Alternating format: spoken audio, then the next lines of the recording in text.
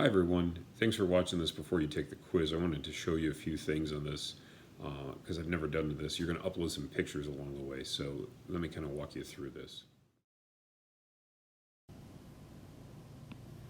So in Canvas, you're going to have a quiz, and the quiz is not going to be called Quiz for Video, but this is the one I made for the video.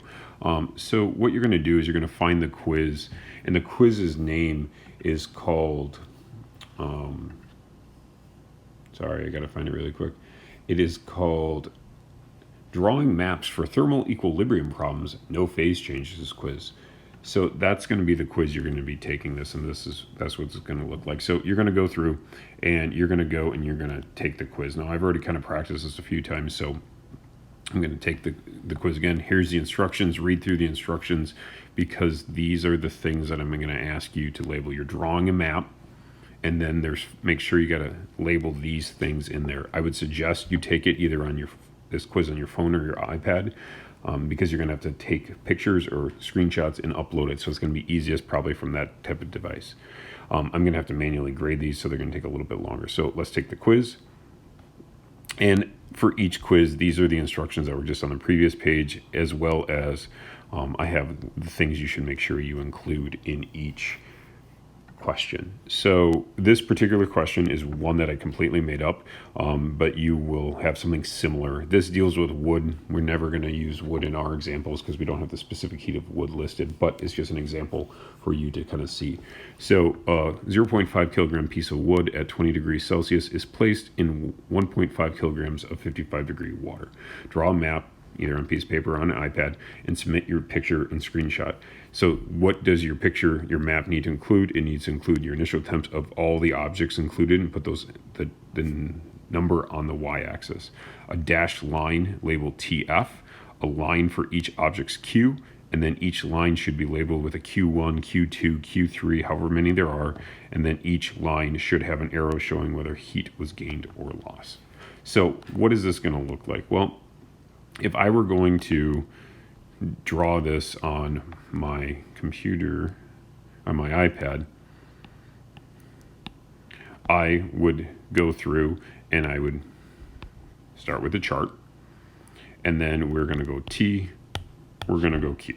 So this is my X and Y axis. I need to draw the initial temps of each object. So I know you can't see the picture right now, but we had a piece of wood that started at 20. So we're going to put 20 on my y-axis, and we're going to put in the water started at 55 degrees. So we're going to put that on the y-axis. So those are my initial temps that we're going to put on the y-axis. Okay, so that was step one. It says your map should include the initial temperatures of all the objects labeled on the y-axis, include the name of the items on the dot. So we need to go through and we need to put a dot here and a dot here because that's where they are going to start. So the item that was 55 degrees was the water. So I'm going to label the water, and the substance that started at 20 degrees was the wood. Okay, so I have on my y-axis, I have the temperatures labeled. I have the dots placed for my two substances. Then it says I need to draw a dashed line somewhere in between that represents my TF, and it says to label that line TF. Then we need to draw a line for each object, each object's Q. So we're going to have water that's going to do that. I'm getting a little heavy. And then we're going to have the wood is going to do that. And it says each line should be labeled Q1, Q2, Q3. So I'm just going to call this one Q1. I'm going to call this one Q2. And then my fifth and final step says each line should have an arrow showing whether heat is gained or lost. So I need to draw an arrow towards my TF line. So this arrow, my green arrow, my Q1 is going towards, is gaining heat. The TF line, my orange line is losing heat, is going towards the TF line. So that's going to be a lost heat. Okay, so that's my map. So then what's going to have to happen is I need to submit this. If you want to do it on your iPad, fine. I would strongly encourage you doing this on a piece of paper, honestly, and then just take a picture of the piece of paper. But if you want to, so I'm going to take a screenshot of my map, and if we want, it'd be probably kind of nice if we trim that down a little bit, but that's kind of up to us. So we can go through, and I'm going to save my screenshot to photos. Okay, now from the Canvas app, that's the question I just answered, 0.5 kilogram piece of wood. And I'm going to go down here, I'm going to click on choose a file. Now I just saved that to my photo library, so I'm going to click photo library. And then I'm going to look at all my photos, and I'm going to choose that one. And then I have to, that's the one I want. So I'm going to go up here, and I'm going to click on done. And it's going to load.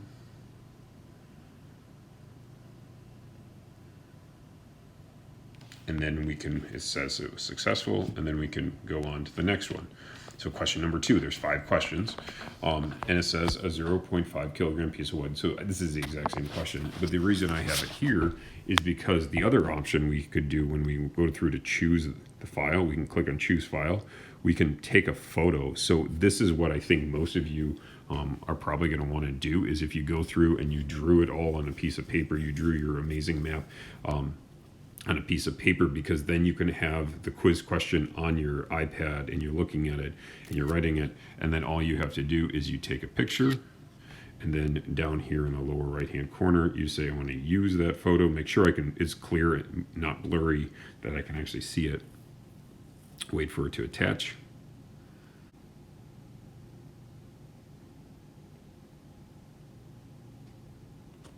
So now it's successfully uploaded, and then I can hit submit quiz, because the one that I'm using right now only it's 2, yours again has 5. You hit submit, and then there's the quiz. Now I have to go through and I have to grade them. So that's how you should take this quiz. If you have questions, let me know prior to you taking this. Have a good day.